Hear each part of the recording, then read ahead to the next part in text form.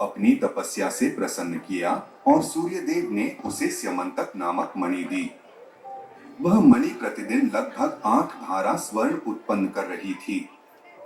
इसके अतिरिक्त वैदिक साहित्य से ज्ञात होता है कि जगत के जिस किसी भी भाग में इस मणि की उपासना होती है, वहां कभी अकाल नहीं पड़ता है। यही नहीं, जहां भी यह मणि रहती है, वहां महामारी अथवा व्याधि जैसी किसी भी अशुभ घटना की संभावना नहीं रहती है। यं मंडलं देवगणैः सुपूजितं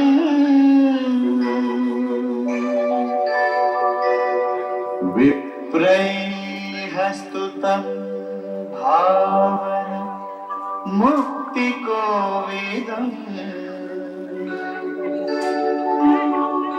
तं देवदेवं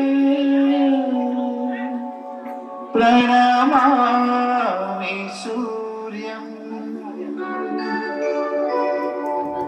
पुनातु मां तत्सवितुर्वरेण्यम्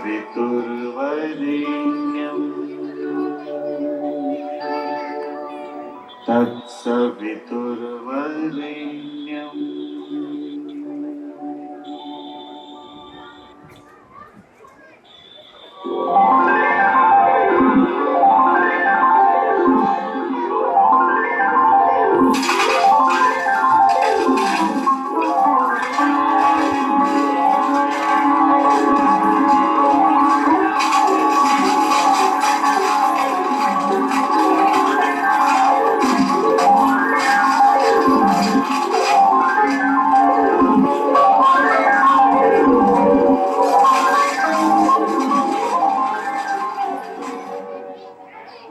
जब सत्राजित ने यह मणि अपने कंठ में धारण की, तब वह सूर्यदेव की एक प्रतिकृति प्रतीत हुआ। यह मणि पहनकर जब वह द्वारका में जा रहा था, तब लोग सोचते थे कि श्री कृष्ण से भेंट करने सूर्यदेव नगर में आए हैं।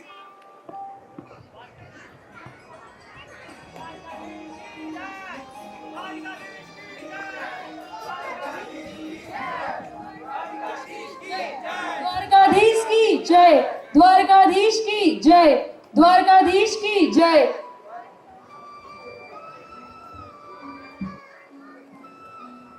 प्रिय भगवान नारायण, आप श्री भगवान हैं। अपने नारायण अथवा विष्णु अंश में शंख, चक्र, गदा तथा पद्म युक्त आपकी 4 भुजाएं हैं। आप वस्तुतः प्रत्येक वस्तु के स्वामी हैं, किंतु भगवान नारायण होने पर भी आप यशोदा माता के पुत्र के रूप में अभिनय करने के हेतु वृंदावन में अवतरित हुए हैं। यशोदा माता कभी कभी आपको रस्सियों से बांध देती थी, अतएव आप दामोदर नाम से भी प्रसिद्ध हैं। हे गोविंद, हे यदुनंदन, हे समस्त ब्रह्मांड के स्वामी श्री कृष्ण, आपके दुर्लभ दर्शन हेतु सभी देवी देवता प्रतिदिन यहाँ द्वारका में आते रहते हैं। हमें गर्व और अत्यंत हर्ष है कि आप यदुवंश में अवतरित हुए और उस परिवार के एक सदस्य के रूप में द्वारका में एक साधारण मनुष्य की भांति निवास कर रहे हैं।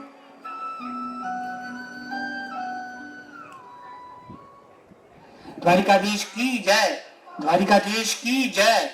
द्वारिकाधीश, द्वारिकाधीश, आपसे मिलने स्वयं सूर्यदेव पधारे हैं।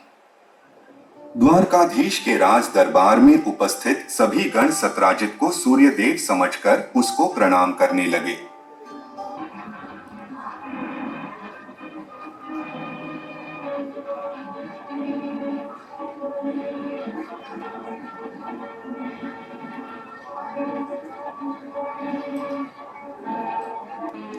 हे सत्रजित, अपने गले से इस सिमंतक मणि को उतार दीजिए। आप मेरे द्वारका वासियों को छल नहीं सकते। इस सिमंतक मणि को धारण करने का क्या प्रयोजन है? इस सिमंतक मणि की विशेषताओं की मैं क्या प्रशंसा करूं मुरलीधर। यह मणि अपने धारक को रंग से राजा बना देने की शक्ति रखती है। हे सत्रजित, आप सूर्यदेव द्वारा दी गई इस सिमंतक मणि को धारण करने योग्य नहीं हैं। इसलिए यह मणि आप कृपा करके राजकोष में जमा करा दीजिए। नहीं, मैं ये नहीं दे सकता। मैंने ये मणि सूर्य देव की घोर तपस्या करके प्राप्त की है। द्वारिका के राज्य के स्वामी द्वारकाधीश है और उन्होंने ही इस राज्य का निर्माण किया है और वे ही यहाँ के जल, थल और आकाश के स्वामी है। इसीलिए भूमि के नीचे की संपदा भी उन्हीं के अधिकारत क्षेत्र की बात है। अक्रूर जी, परंतु प्रजा भूमि से जो अन्न प्राप्त करती है उस पर तो प्रजा का ही अधिकार है। उसे राजकोष में क्यों नहीं जमा किया जाता? प्रजा का पालन और राज्य की सुरक्षा एक राजा का परम कर्तव्य होता है। इसलिए तो प्रजा जो अन्न उत्पन्न करती है उसका कुछ अंश ही राजकोष में जमा कराया जाता है। अन्न प्रजा के श्रम की उत्पत्ति है, परंतु भूवर्ग से जो संपत्ति प्राप्त होती है वह श्रम की उत्पत्ति नहीं है। इसलिए वह संपत्ति राजकोष में जमा कराना ही उचित होगा। सत्यजीत, सामंतक मणि के लिए राज्य में रक्तपात हो सकता है और तुम किसी भी आपत्ति में फंस सकते हो। राजा को मणि देने से तुम भी सुरक्षित रहोगे और द्वारिका राज्य में वैभव में भी वृद्धि होगी। अंततः तुम भी राजवंश का यही एक हिस्सा हो। नहीं, ये मेरी संपत्ति है। मैं इसे नहीं दे सकता, नहीं दे सकता, नहीं दे सकता। इस घटना के पश्चात परिवार के वैभव का प्रदर्शन करने के लिए सत्राजित के छोटे भाई प्रसेन ने उस मणि को अपने कंठ में धारण कर लिया और अपने भौतिक ऐश्वर्य का प्रदर्शन करते हुए घोड़े पर चढ़कर जंगल में गया। और फिर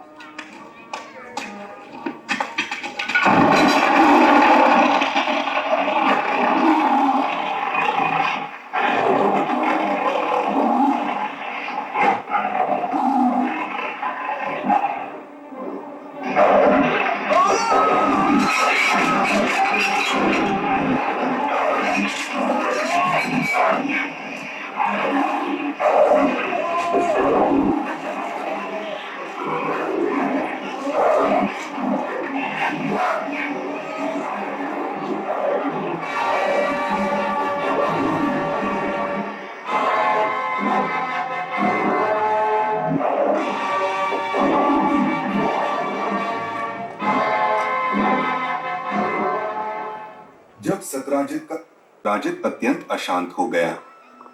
उसे ज्ञात नहीं था कि उसके भाई का सिंह ने वध कर दिया। इसके स्थान पर वह विचार करने लगा कि चूंकि श्री कृष्ण को यह मणि चाहिए थी और उन्हें नहीं दी गई, अतएव हो सकता है कि श्री कृष्ण ने यह मणि प्रसेन से बलपूर्वक लेकर उसका वध कर दिया हो। इस विचार को एक जनश्रुति का रूप देकर सत्राजित ने उसे द्वारका के प्रत्येक भाग में फैला दिया। यह मिथ्या जनश्रुति की श्री कृष्ण ने प्रसेन का वध करके मणि ले ली है सर्वत्र दावाग्नि की भांति फैल गई। श्री कृष्ण को स्वयं के ऊपर कलंक लगना रुचिकर नहीं लगा, अतएव उन्होंने निश्चय किया कि द्वारका के कुछ निवासियों सहित वे वन में जाएंगे और स्यमंतक मणि को ढूंढेंगे। यहीं पर प्रसन्न का धनुष मिला था और वहां उसका तरकश मिला था और वहां उसकी पगड़ी मिली थी।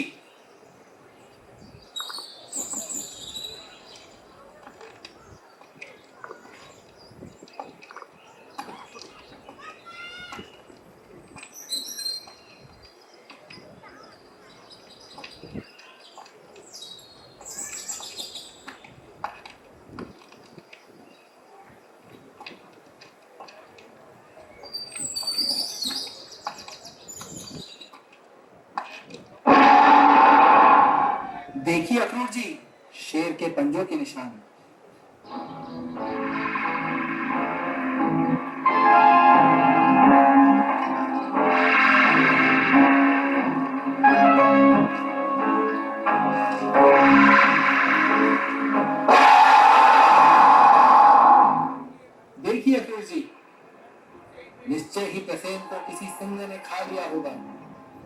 सीमेंटक मणि भी इसी गुफा में ही होगी, क्योंकि सिंह के निशान भी हमें इसी गुफा तक मिले हैं।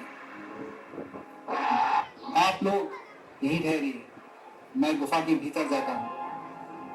द्वारकाधीश, मेरी आपसे विनती है कि आप वह गहरी और भयानक गुफा में मत जाइए। सिंह के पैरों के निशान भी तो हमें मिले हैं।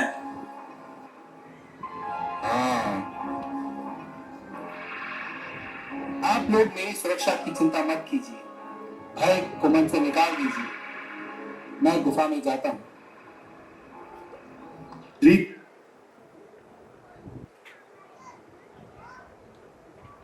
कि द्वारकावासी गुफा में प्रवेश करने से भयभीत होंगे, अतः उन्होंने उन्हें बाहर ही रुकने को कहा। उन्होंने स्वयं ऋक्ष जाम्बवान को ढूंढने के लिए अकेले ही अंधेरी गुफा में प्रवेश किया। सुरंग में प्रविष्ट होने के पश्चात श्री कृष्ण ने देखा कि बहुमूल्य स्यमंतक मणि ऋक्षपुत्र को खिलौने के रूप में दे दी गई है। बालक से मणि लेने के लिए श्री कृष्ण वहां जाकर उसके समक्ष खड़े हो गए।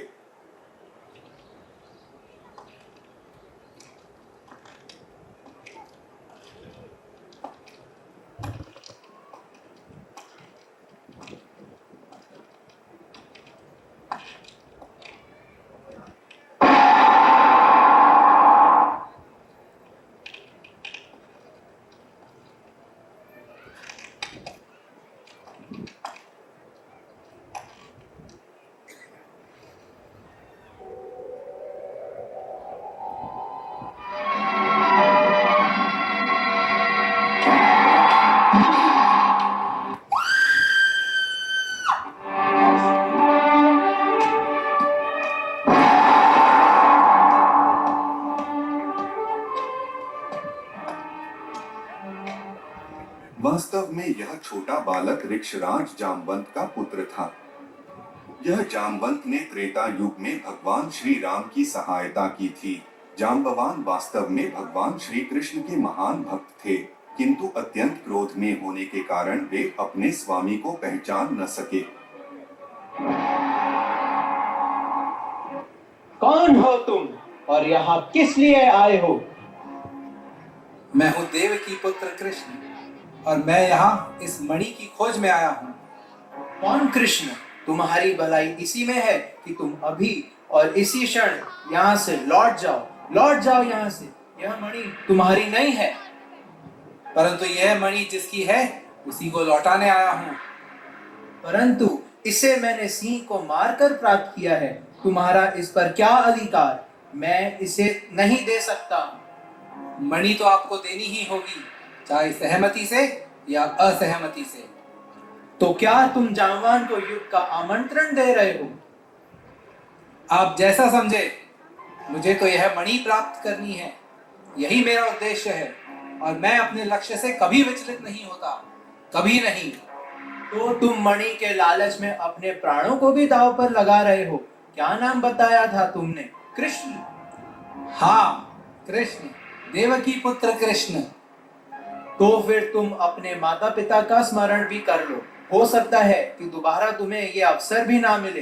तो बोलो, मल्ल युद्ध के लिए तैयार हो? तैयारी तो उसे करनी होती है जो सचेत ना हो। तुम वार करो जाम्बवंत।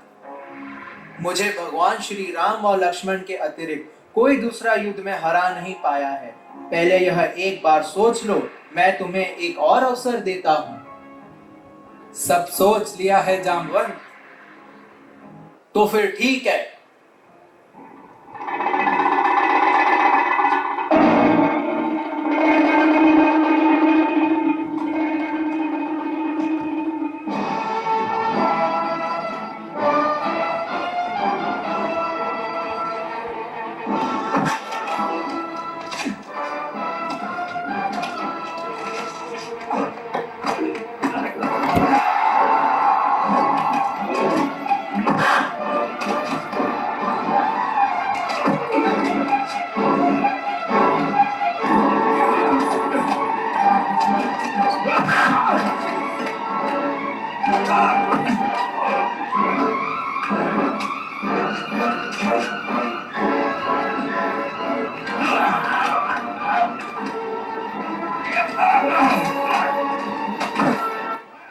तदंतर वे पत्थरों बड़े बड़े वृक्षों से लड़ने लगे। अंतत वे द्वंद्व युद्ध करने लगे, जिसके अंत में वे एक दूसरे पर मुष्टि प्रहार करने लगे। यह युद्ध रात दिन निरंतर 28 दिनों तक चलता रहा, किंतु द्वारका वासियों ने 12 दिनों तक गुफा के बाहर प्रतीक्षा की। वास्तव में क्या हुआ था, इसे वे निश्चित रूप से नहीं समझ सके और अत्यंत दुखित तथा भ्रमित होकर वे द्वारका नगरी वापस लौट गए।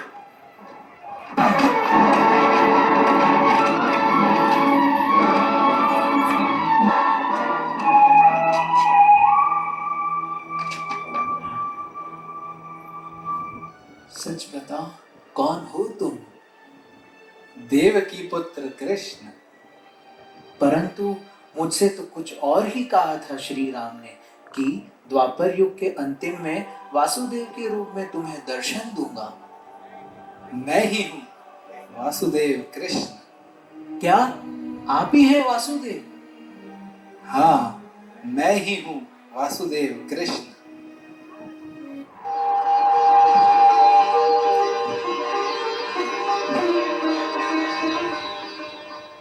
उठो जामवन, तुम्हारी साधना पूर्ण हुई। वर मांगो। मुझे वर नहीं चाहिए, मुझे तो एक ऐसा वर चाहिए जो मेरी पुत्री जामवंती का वरण कर सके। इसलिए आपसे उपयुक्त और कौन वर मिल सकता है? मैं अपनी पुत्री के लिए आपको मांगता हूँ। क्या दया करेंगे? क्या दया करेंगे प्रभु? तथास्तु ऋक्षराज, तथास्तु। प्रभु, इस मणि को भी स्वीकार कीजिए।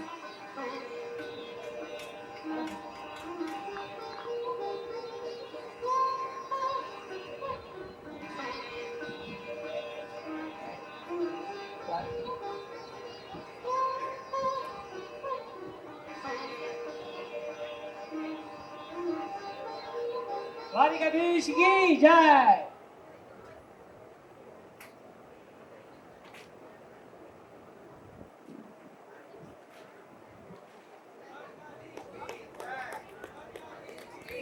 के आरोप के कारण प्रजा ने भी उसकी खूब भर्त्सना की। श्री कृष्ण बलराम के साथ उस सीमंतक मणि को वापस करने सत्राजित के घर गए। मैं बहुत लज्जित हूँ द्वारकाधीश, बहुत लज्जित हूँ। लज्जित क्यों? इसलिए कि मैंने आप जैसे धर्म के अवतार पर मिथ्या आरोप लगाया। मैं धन और यश के प्रति आसक्त हो गया था और अपने वास्तविक धर्म को भूल गया था, जो कि आपके आदेश का पालन करना है। मैं माया द्वारा भ्रमित हो गया था, परंतु अब मुझे ये ज्ञात हो गया है कि इस संसार के धन में कुछ नहीं रखा है। असली धन तो आपको अपने हृदय में धारण करना है। तुम हृदय छोटा ना करो सत्यजित। इस संसार में कुछ भी मेरी इच्छा के विरुद्ध नहीं होता। तुम स्वयं को निमित्त मात्र समझो। और यदि तुम ऐसा ना करते तो मुझे जाम्बवती कैसे प्राप्त होती? अब तुम इस समंतक मणि को लो, परंतु इसे संभाल कर रखना। अब इस मणि का स्वामी मैं नहीं रह गया। ये हम जैसे लोगों के धारण करने योग्य नहीं है। इसकी शोभा आप जैसे शूरवीर के साथ है। आज से इसके स्वामी आप हैं।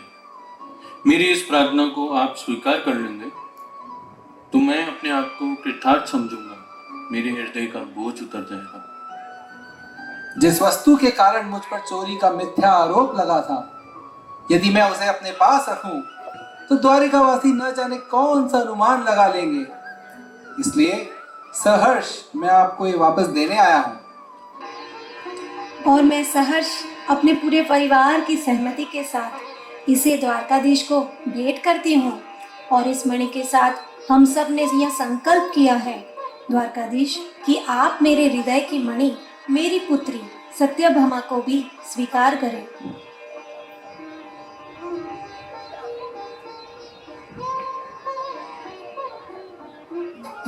द्वारकाधीश की, देवी सत्यभामा की।